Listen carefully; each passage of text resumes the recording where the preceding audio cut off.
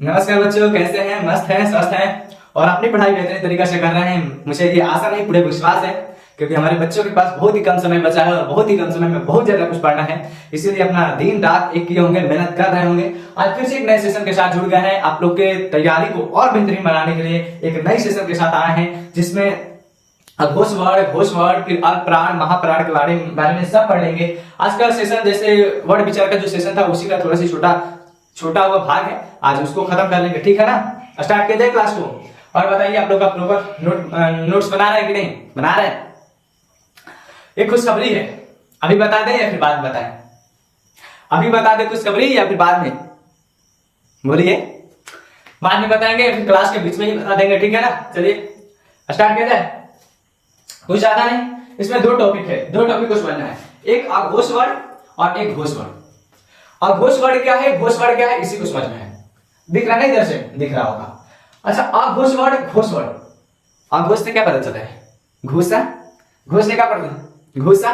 तो सही समझ रहे हैं। अच्छा, आप लोग को अगला सेशन में पढ़ाए थे कि ये जो है स्पर्श व्यंजन है।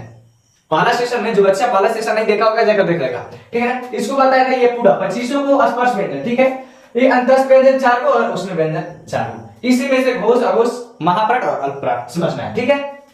सुनिए, अघोष वर्ड जिन वर्डों के उच्चारण में स्वर तंत्रिकाओं से कंपन नहीं होता हो, स्वर तंत्रिकाओं से कंपन नहीं होता हो, उसे अघोष वर्ड कहते हैं। परिभाषा कभी नहीं पूछता है, अनाज पूछेगा, क्योंकि परिभाषा को नहीं समझे, सिर्फ इसमें वर्ड दे देता है, कहता है कि ये कौन सा वर्ड है, ठीक है ना? तो हमको इस चीज को जानना है, समझना है। ऐसे परिभाषा बोल दे रहे हैं, अगर लिखना होगा आप तो लिख लीजिए। जिन वर्डों के उच्चारण में स्वर तंत्रिकाओं में कंपन नहीं होता हो, उसे अघोष वर्ड कहते हैं। अघोष वर्ड कौन कौन होता है? सुनिए, किसी भी वर्ग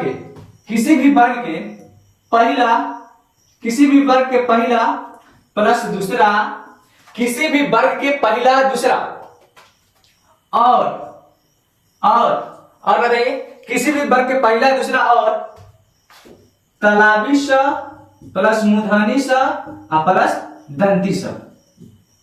किसी वर्ग के पहला दूसरा और तलाबी स मूर्धनी स और दंती स, यानी उसमें व्यंजन में कर 3 गो, यहां से लेकर यहां तक, ठीक है ना? यहां से लेकर यहां तक तलाबी स मूर्धनी स दंती स। किसी, मेरे साथ बोलिए, किसी वर्ग के पहला दूसरा तलाबी स मूर्धनी स दंती स, ये होता है अघोष वर्ड। ये क्या होता है? अघोष वर्ड। समझाते हैं फिर से। अघोष वर्ग कहने का मेरा मतलब ये है, किसी भी वर्ग के पहला दूसरा, मतलब कवार्ग तवार्ग पवार्ग ये सब है ना, तो किसी भी वर्ग का पहला दूसरा है, मतलब पहला है जो क छ ट त प है ना, क छ ट त पर ख छ ठ थ फ, ई वाला पहला दूसरा तीसरा चौथा और एक पांचवा। इसी में बोल रहे हैं किसी भी वर्ग का पहला पूरा, मतलब क छ ट त प, किसी वर्ग का दूसरा ख छ ठ थ फ, ये दोनों और उस व्यंजन में तलाबी से मूर्धनी से दंती से, ये सब मिलाकर क्या होता है? अघोष वर्ड। क्या होता है? अघोष वर्ड। अब गिन लीजिए कितना है, 5 को इसमें, 5 को इसमें, 10 को और 13 को।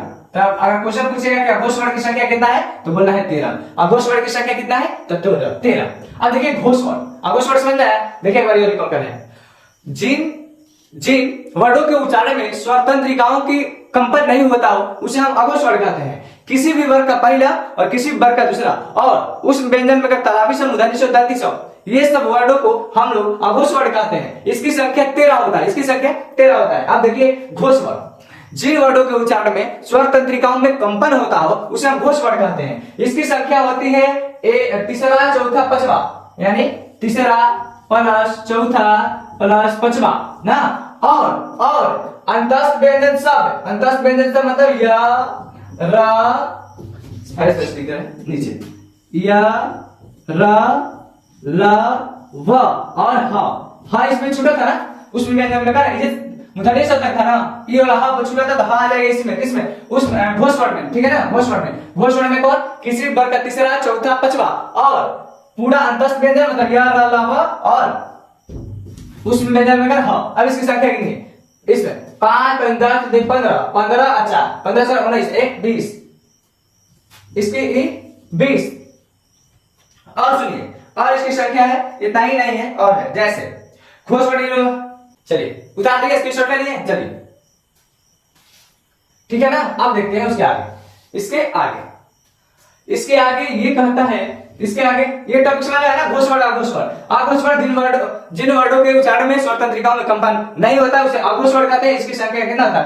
13 होता है। जैसे कवार पहला, दूसरा और तराविश, मुदानिश और गांधिश। और बोलेगा घोषवर्ड में जिन वर्डों के उच्चारण में स्वर तंत्रिकाओं में कंपन होता है उसे हम घोषवर्ड कहते हैं। किसी वर्ड का तीसरा, चौथा, पांचवा और पूरा अंतस्थ व्यंजन और ह, ठीक है ना।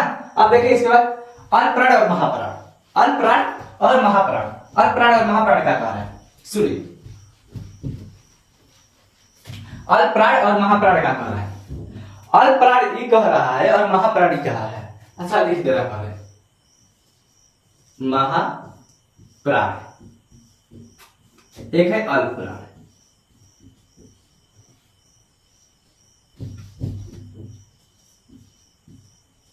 अल्पप्राण, तो कोई बच्चा आपको बताएंगे अल्पप्राण क्या है, महाप्राण क्या है?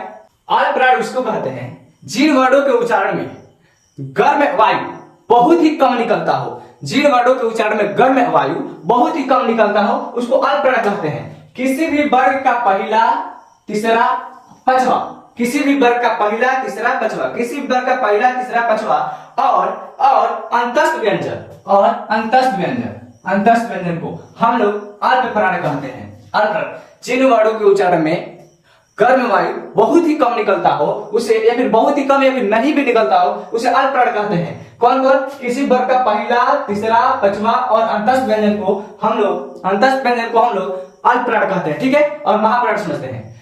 महाप्राण करें किसी भी वर्ड का उच्चारण में गर्म वायु सबसे अधिक निकलता हो उसे हम लोग महाप्राण कहते हैं। किसी भी वर्ग का, अब इसमें बचा क्या है? दूसरा और चौथा, किसी वर्ग का दूसरा और चौथा और उसमें व्यंजन में कर हल छोड़कर मतलब तालाबी से मुंदन से दंती से ये सब ले लेने पर ये बन जाता है महाप्राण। ये सब बन जाता है महाप्राण। देखिए अल्पप्राण किसी वर्ग का पहला, तीसरा, पांचवा और अंतस्थ व्यंजन पूरा मिल गया था अल्पप्राण। महाप्राण किसी वर्ग का दूसरा और चौथा और उसमें व्यंजन में कर ह को मुंद कर मतलब छोड़कर तालाबी से मुंदन से दंती से, यानी तीनों स, ठीक है ना, तीनों स। और बताइए आज का सेशन कैसा लगा? अच्छा लगा, मस्त लगा? अगर सेशन समझ में आया होगा तो जो बच्चे नए होंगे कमेंट में लिख देंगे और इस चैनल को सब्सक्राइब कर लेना, ठीक है। और वीडियो को लाइक कर देंगे, ज्यादा से ज्यादा लोगों के पास शेयर करेंगे, आपके पास जितना भी ग्रुप होगा उसमें शेयर कर दीजिए। और खुशखबरी ये है कि 10th क्लास बिहार बोर्ड का जो बच्चे हैं उनका 2011 से लेकर 2024 तक जितना भी ऑब्जेक्टिव और सब्जेक्टिव क्वेश्चन है पूरा क्वेश्चन बैंक का रिवीजन कराने वाले हैं। कल से स्टार्ट हो जाएगा। उसका नाम रामबाण है, महामैराथन होने वाला है। ठीक है, तो उसका वीडियो को देखना ना भूलिएगा और ज्यादा से ज्यादा लोगों को शेयर करिएगा। जय हिंद, वंदे मातरम।